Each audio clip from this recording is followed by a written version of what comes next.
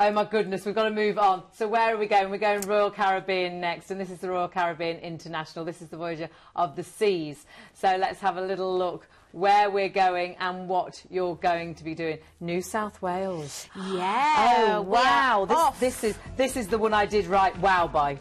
Yeah, this one is an incredible trip. We're off to Australia, so yeah, pretty exciting. You're going to fly from London to Sydney, and then when you arrive in Sydney, we're going to transfer you to a hotel for a 3-night stay, which I think is wonderful after such a long journey. It means you can get acclimatised, get used to the time difference and explore. And Sydney is beautiful. It's a vibrant urban metropolis, stunning natural wonders around it as well, a very modern city.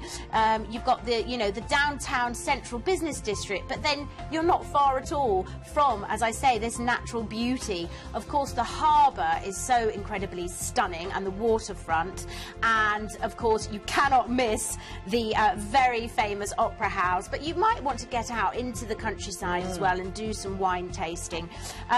Of course, Sydney's pretty big, so you'll need to work out and plan how you want to make the most of your 3 days, but do go and visit some of the beautiful beaches, perhaps the Blue Mountains, the rocks, and, maybe see a kangaroo as well while you're there.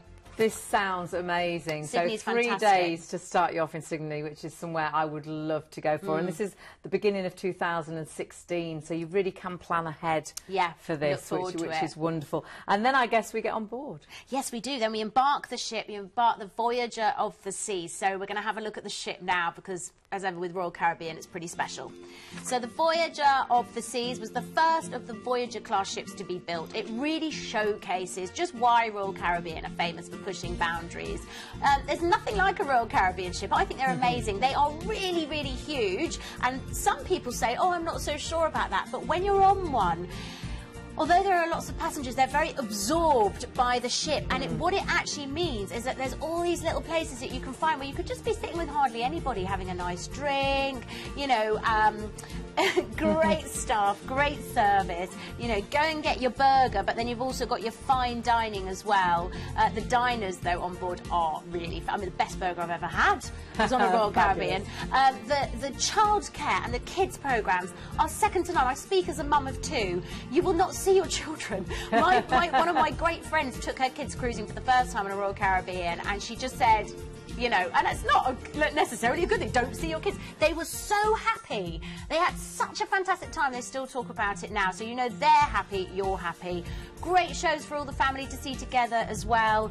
Honestly, the food is incredible. The service is second to none. They can't do enough for you, and it really caters to every single age group. Really does, doesn't it? That is the wonderful thing. From this to the grandparents, you're all going to enjoy this cruise, and you're all going to enjoy the itinerary as well. So let's have a little look at exactly where we're going. So where are we starting? Yes, so heading for? Absolutely. We've had our 3 days in Sydney, then we're on board that wonderful luxury ship, and then you've got a day at sea to just enjoy and do all the things on board. And then on day 8, you're sailing into Brisbane, which is a very sort of cultural city. You've got this amazing riverfront, and again, you're really near some of Australia's most lovely beaches. The Gold Coast and Surfers Paradise are only an hour away, to give you some idea.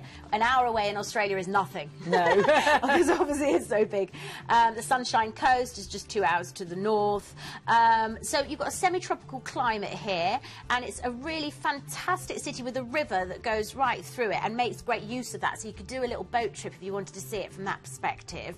It's really good. You've got the City Cap Ferry, actually, which is very efficient, shall we say. Great museums, botanical gardens, shopping precincts. The thing about Australia, when you get that, you really notice when you come from this crowded little island that I love, that we live on, there's so much space. And I know it sounds like an obvious, but just somehow everything, even the roads are wider. It's just wonderful to get around.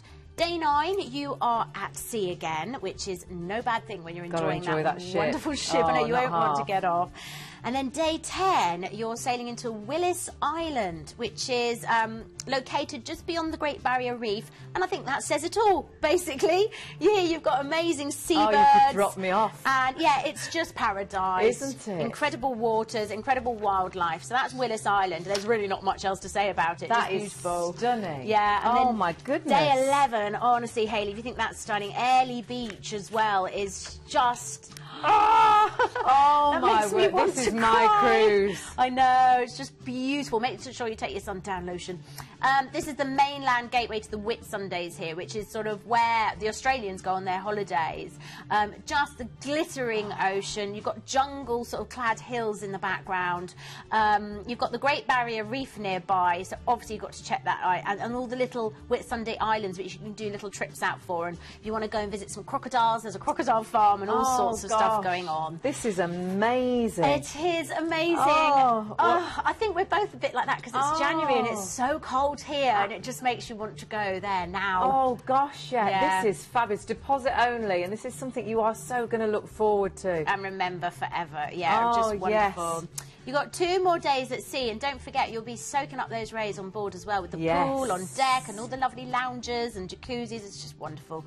And then day 14, we sail back into Sydney, and then you do have to transfer to the airport and fly home.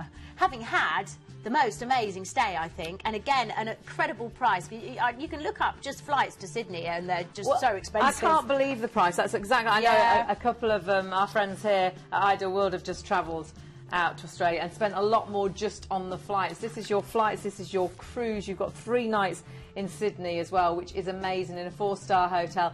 Deposit only and great dates. And if you do go as well on the 17th of January, it does take you to those South Pacific Islands. You can see the prices are great whichever date you go for, and I think that's something you really want to plan ahead for. So that is absolutely perfect. So you do need to grab those while they're available, because that is a stunning cruise. Really of good. course, everything you book with Planet Cruise, it's quality assured, so you've got that peace of mind always. So please remember, you are booking, I would say, with one of the absolute best. They have your holiday in mind. They have your pleasure in their minds. They want you to have a fabulous time. That's what it's all about.